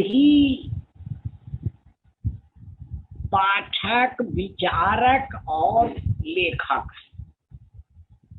उनकी अनेक पुस्तकें हैं, मैंने अधिकांश पढ़ा है, और खास तौर से जो यह व्याख्यानों की श्रृंखला है जिसका आयोजन शाही जी ने किया है, संस्कृत से होते हुए तुलसीदास की सीता तक जो यह व्याख्यान माला चली है, तो आखिरी व्याख्यान को ही सुनने का मुझे मौका मिला। पर आप सब लोगों को मालूम है कि इस व्याख्यान में भी प्रधान जी बार बार पीछे लौटते रहे हैं, जिस वाल्मीकि, भवभूति और संस्कृत के असंख्य कवियों, नाटककारों का उल्लेख उन्होंने किया है। विशेष रूप से जो मुझे कहना है वो पहली बात यह कि तुलसीदास के संपूर्ण साहित्य को अवधेश जी ने ध्यान में रखकर सीता के स्वरूप पर विचार किया है। सीता के रूप, स्वरूप और व्यवहार तीनों पर विस्तार से उन्होंने अपनी बात रखी है। पर खाली संस्कृत साहित्य नहीं, उसके साथ ही हिंदी साहित्य। मैंने स्वयं, जैसा कि अवधेश जी ने शुरू में बताया भी कि मैंने सूरदास पर काम किया है, पर सूरदास ने राम चरित्र से संबंधित जो 100-125 पद लिखे हैं, उनका भी उन्होंने विस्तार से जिक्र किया। और ये बहुत स्वाभाविक था कि सूरदास तुलसीदास के पहले के कवि और संतों में यह एक परंपरा रही है कि वे सत्संग को बहुत महत्व देते थे। स्वयं तुलसीदास ने रामचरितमानस में सत्संग की इतनी तारीफ की है, मुझे कुछ पंक्तियां याद पड़ रही हैं। तुलसीदास ने लिखा है कि सुनी आश्चर्य करे जन कोई, सत्संगति महिमा नहीं कोई, वाल्मीकि नारद घट जोनी, निज निज मुखन कहो निज होनी। इन सब संतों को सत्संग के माध्यम से दूसरों का लिखा हुआ सुनने, सोचने, विचार करने और अपनाने की प्रेरणा मिलती थी। सभी संत कबीरदास से लेकर तुलसीदास तक सत्संगी व्यक्ति थे। और वो कोई भेदभाव इस सत्संग में नहीं रखते थे। तो इसलिए उस सबका ध्यान रखा अवधेश जी ने। यही नहीं, लोक परंपरा में राम कथा और सीता की क्या क्या कहाँ कहाँ जगहें हैं, इसका भी उल्लेख उन्होंने किया। यह सब सुनते हुए मुझे बहुत अच्छा लग रहा था, बहुत प्रसन्नता हो रही थी, और मैं चकित उतना नहीं था, क्योंकि चकित इसलिए नहीं था कि उनको जानता हूं, वही कर सकते थे ये। कोई और आदमी मेरी जानकारी में ऐसा नहीं है कि तुलसीदास को इतनी समग्रता से और इतनी विस्तार से और इतनी बारीकी से पढ़े, समझे और उसको व्यक्त करे। मुझे अपनी बात केवल बहुत संक्षेप में कहनी है। अंत के पहले, अपनी बात कहने के पहले एक वाक्य और कहना चाहता हूं कि अवधेश जी के व्याख्यान से स्वयं मुझे तुलसीदास को विशेष रूप से जानने का अवसर मिला, और यह मेरे लिए बहुत सुखद है। देखिए, भारत में और हिंदू समाज में सांस्कृतिक परंपराओं और सामाजिक व्यवहारों के बीच बहुत गैप है, बहुत भेद है, बहुत फर्क है। सांस्कृतिक परंपरा ये है कि हमेशा हमारे साहित्य में स्त्री को प्रथम स्थान दिया जाता रहा है और पुरुष को द्वितीय।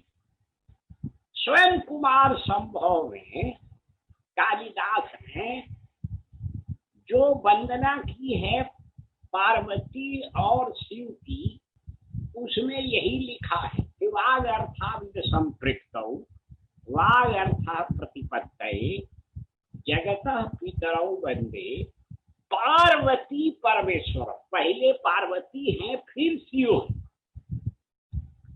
आप सबको मालूम है कि उसी तरह से राम सीता के साथ ही, सीता राम के साथ ही राधा कृष्ण का बराबर उल्लेख इसी तरह होता है। पहले राधा है, फिर कृष्ण। यह जो सांस्कृतिक परंपरा है वह सामाजिक व्यवहार में आ नहीं पाई, बल्कि आने के बदले उलट गया कि पुरुष है पहला और स्त्री है दूसरा, दूसरी या दूसरा। स्त्री को बराबर पुरुष से नीचे रखा गया। तुलसीदास सीता और राम के प्रसंग में एक जगह नहीं, खाली यही नहीं जो शाही जी ने कहा था कि सिया राम मैं सब जग जानी, करो प्रणाम जोड़ युग पानी। एक जगह ही उन्होंने नहीं कहा। दूसरा एक उनका दोहा देखिए, गिरा अरथ जल बीच सम कहियत भिन्न न भिन्न बंदो सीता राम पर जिन्हीं परम प्रिय थे। अब आप इस दोहे में सीता राम को राम सीता भी कर देते तो छंद में कोई फर्क नहीं पड़ता, लेकिन यह तुलसीदास ने नहीं किया है, सीता राम ही कहा। यह इस सीता के खोने की या सीता के अपहरण की बात शाही कर रहे थे, वो ये आजकल की परंपरा है। अब जय श्री राम में सीता कहाँ है? इसलिए सीता राम को याद करना, सीता को, बल्कि राम की प्रिया ही थी न सीता। सीता को भूलकर खाली राम का जाप करने से राम भी दुखी ही होंगे, बल्कि राम को एकांगी बनाना है खाली राम नाम करने। इसीलिए मैं कह रहा था कि हमारे यहाँ सांस्कृतिक परंपरा और सामाजिक व्यवहार दोनों में दूरी है, दोनों में फर्क है। दूसरी बात जो मुझे कहनी है कि तुलसीदास हमेशा संक्षेप में ही काम नहीं करता, कभी कभी विस्तार भी देते। सीता के उद्भव के बारे में तुलसीदास ने समुद्र मंथन का प्रसंग लिया।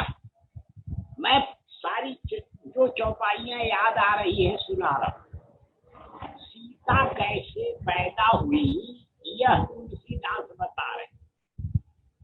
जो छवि सुधा पयोनिधि होई, परम रूप में कच्छप सोई, शोभा रज मंदर श्रृंगारू, मथै पानी पंकज निज मारू, एहि विधि उपजे लक्ष्य जीवी सुंदरता सुखमूल, तदपि सकोच समेत कवि कहीं सीय समतुल। सीता अनन्य है, इसके लिए उन्होंने कहा कि अगर ये समुद्र मंथन का रूपक जो छवि सुधा पयोनिधि हो, ये कल्पना भी तुलसीदास ही कर सकते। तुलसीदास कभी कभी ऐसी कल्पनाएं करते थे जहां सामान्य बुद्धि जहां तक जा ही नहीं सकती। अब एक उदाहरण बीच में दे रहा हूं, तुलसीदास की कल्पना की सूक्ष्मगामिता के बारे में। तुलसीदास को कहना है कि शिव का धनुष, ये धनुष यज्ञ प्रसंग में है कि शिव का धनुष अडिग है। कैसे अडिग है जी? तो तुलसीदास ने लिखा है शंभु सरासन कैसे, कामी वचन सती मन जैसे। देखिए, अमूर्त को मूर्त करने के लिए उपमाएं तो बहुत सारे कवि देते हैं, लेकिन शिव के धनुष जैसी एक मूर्त चीज के प्रसंग में अमूर्त भाव के स्तर पर जाकर तुलसीदास ने कल्पना की है कि शिव का धनुष वैसे ही अडिग है जैसे कोई परम कामी पुरुष किसी सती स्त्री को दिगाने के लिए कुछ भी कहे वो दिगेगी नहीं, तो दिगे न शंभु सरासन कैसे, कामी वचन सती मन जैसे। अब आप आइए सीता की उत्पत्ति के उस समुद्र मंथन के प्रसंग की ओर और तुलसीदास की के काव्य विवेक पर ध्यान दीजिए। लिखा तो बाबा ने जरूर है कि कभी तो विवेक एक नहीं हो रहे, सत्य कहो लिख कागज कोरे, लेकिन उनके जैसे काव्य विवेक वाले कवि हिंदी में बहुत कम है। तो रूपक उन्होंने समुद्र मंथन का जो लिया सब बदल दिया। जो छवि सुधा पयोनिधि हो, अगर सौंदर्य के अमृत का कोई समुद्र हो, अब कल्पना कीजिए इसकी, जो छवि सुधा पयोनिधि होई, परम रूप में कच्छप सोई। समुद्र मंथन के लिए विष्णु भगवान कच्छप रूप में मंदराचल पर्वत के नीचे थे ताकि वो समुद्र में डूब न जाए। तो परम रूप में कच्छप सोई, ईश्वर ही जिसमें कछुआ बनकर मौजूद हो, जो जो छवि सुधा पयोनिधि होई, कर परम रूप में कच्छप सोई, शोभा रजु। अब वहां कोई बासुकी नाग तो नहीं है, बल्कि शोभा की ही रस्ती है। शोभा रस मंदर श्रृंगारू, और मंदराचल पर्वत के बदले श्रृंगार रस है। ये काफी विवेक है तुलसी। शोभा रज मंदर श्रृंगारू, मथै पानी पंकज पंकज निज मारू। और समुद्र मंथन मैंने जो करने वाले तुलसी के यहाँ जो है वो कामदेव। यही विधि उपजे लक्ष्मी भी। ये ध्यान रखिए, यहाँ जो लक्ष्मी के लिए लक्ष्मी शब्द है, मुझे बहुत आश्चर्य होता है कि इसी शब्द का प्रयोग बांग्ला में होता है, वहां लक्ष्मी नहीं कहते, लक्ष्मी ही कहते। तो यही भी उपजे लक्ष्मी, और उस लक्ष्मी और इस जो सीता के प्रसंग में सब वो सौंदर्य के अमृत के समुद्र से पैदा हुई जो सीता है, फर्क एक दोनों में ये है कि एक विधि उपजे लक्ष्य की सुंदरता सुख मूल। जो सौंदर्य और सुख दोनों के मूल, लक्ष्मी बराबर सुख ही नहीं देती, बहुत बार दुख भी देती है। पर सीता के प्रसंग में वो कह रहे हैं कि जो सुंदरता और सुख दोनों की मूल है। फिर भी वो कह रहे हैं कि कवि जो है उस तरह से जो लक्ष्मी पैदा हो तो भी सीता के समान उनको कहना या उनके समान सीता को कहना, तदपि सकोच समेत कवि कहीं सी समतुल। सीता से उनकी समानता या तुलना नहीं की जा सकती। मतलब ये है तुलसीदास के शब्दों में सीता की अनन्यता। एक और बात देखिए, तुलसीदास बहुत गरीब परिवार के और इसीलिए उनके राम दीन बंधु, मतलब गरीबों के बंधु हैं वो, दीन बंधु। गरीबी पर जितनी बार और जितनी जगह तुलसीदास ने गरीबी के दुख पर लिखा है, उतनी जगह हिंदी के दूसरे कवि शायद ही कोई हो, मेरी जानकारी में केवल रहीम है जिन्होंने गरीबी के बारे में इतनी बार लिखा। वो रहीम जो तुलसीदास के मित्र भी थे और खूब बड़े संपन्न व्यक्ति थे, बल्कि वो तो अकबर के 9 रत्नों में से एक थे। तो तुलसीदास ने एक दोहा लिखा है, गिरा राम और सीता के प्रसंग में है कि गिरा अर्थ, गिरा माने वाणी, अर्थ तो साफ है, अर्थ गिरा अर्थ जल बीच, जैसे समुद्र या नदी और उसमें बीच मैंने लहर। तो गिरा अर्थ जल बीच सम कहिए तो भिन्न न भिन्न।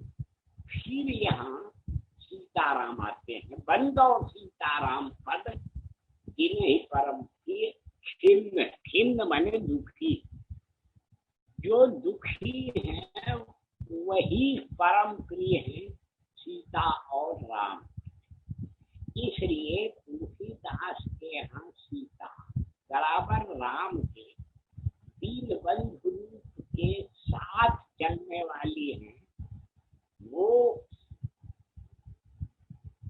दशरथ की, अरे जनक की पुत्री है मिथिला नरेश, दशरथ की बहू है अयोध्या नरेश, राम की पत्नी है। ये सब बड़े जो जो राजघराने के ताम झाम है, सीता के प्रसंग में तुलसीदास याद करते हैं पर कम, लेकिन वे राम की तरह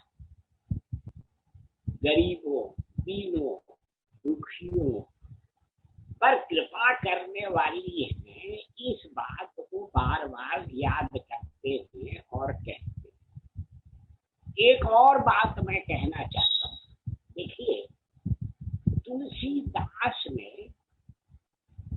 एक प्रसंग अवधेश जी ने सुनाया था, मैं उससे संकेत लेकर कह रहा हूँ। राम ने सीता से कहा वनवास के दौरान, उसी समय कि तुम पावक मह करो निवासा, जब लगी करो निशाचर नाश। जब तक मैं निशाचरों का विनाश करता हूँ तब तक तुम पावक बने आग में रहो। इसीलिए अग्नि परीक्षा तुलसीदास के अनुसार स्वयं जो आग में गई थी सीता, उनको वापस लाने जैसा मामला, कोई परीक्षा लेने का मामला उतना नहीं था जितना स्वयं सीता अपनी इच्छा से आग में रहने गई थी। वहां से केवल लेना था वो अग्नि परीक्षा, एक देखने की चीज थी लोक के लिए। एक और बात देखिए, राम के चरित्र, आचरण और स्वभाव के बारे में जो सबसे अधिक आलोचना की बात कही जाती है वो है सीता का वनवास। अयोध्या लौटने के बाद लंका से सीता का जो वनवास, वो राम के आचरण और चरित्र पर एक तरह से धब्बा जैसा। ये सब स्त्रीवादी लेखिकाएं भी कहती हैं, दूसरे लोग भी कहते हैं जो मानववादी। तुलसीदास ने देखिए बड़ा कवि प्राचीन कथा को जिस रूप में पाता है उसी रूप में वो रख नहीं देता, उसमें सुधार परिष्कार करता है। तुलसीदास ने जो परंपरा से प्राप्त, वाल्मीकि से, भवभूति से प्राप्त जो राम कथा थी उसमें बदलाव किया और राम की राजगद्दी के बाद लगभग रामायण समाप्त कर दी, राम कथा भी समाप्त कर दी। इसलिए सीता वनवास का प्रसंग आया ही नहीं। ये जो राम के प्रसंग में दूसरा जो बहुत आपत्तिजनक प्रसंग है शंभु का वध, वो भी रामचरितमानस में नहीं। इसलिए तुलसीदास का काव्य विवेक उनकी राम कथा की संरचना के विवेक में भी दिखाई देता है कि क्या लेना है और क्या छोड़ दे।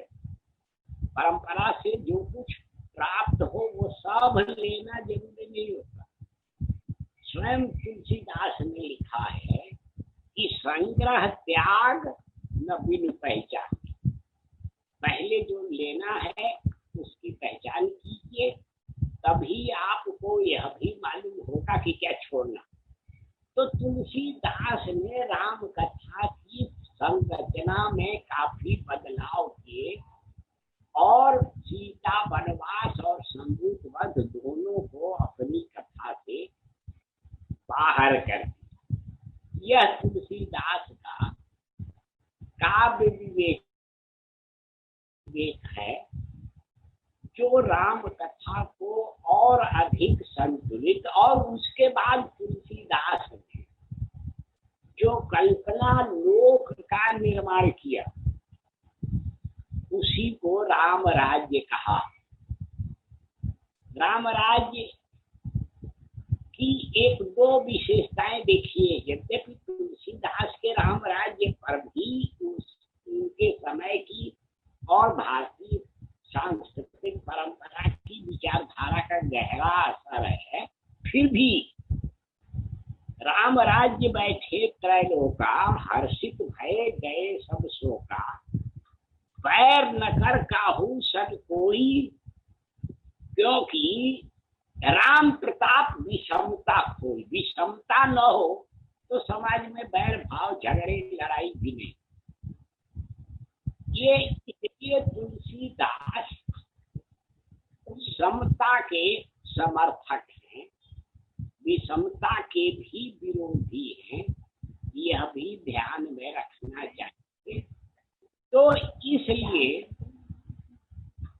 ये जो राम चरितमानस है और तुलसीदास का पूरा साहित्य है, वह भारतीय साहित्य समाज के अतीत से तो जुड़ा ही है, तुलसीदास के वर्तमान से भी जुड़ा है और बहुत दूर तक वह हम लोगों के वर्तमान से, मैंने तुलसीदास के समय के भविष्य से भी जुड़ा हुआ। संक्षेप में मुझे यही कहना था। एक बार फिर मैं अवधेश प्रधान को, उनको बधाई देता हूँ और विश्वविद्यालय से विदाई के लिए धन्यवाद भी देता हूँ। विदाई जो विश्वविद्यालय से है वह एक अर्थ में एक सीमा से मुक्त होकर पूरे देश का होना भी है। इसलिए अवधेश जी धन्यवाद के और बधाई के पात्र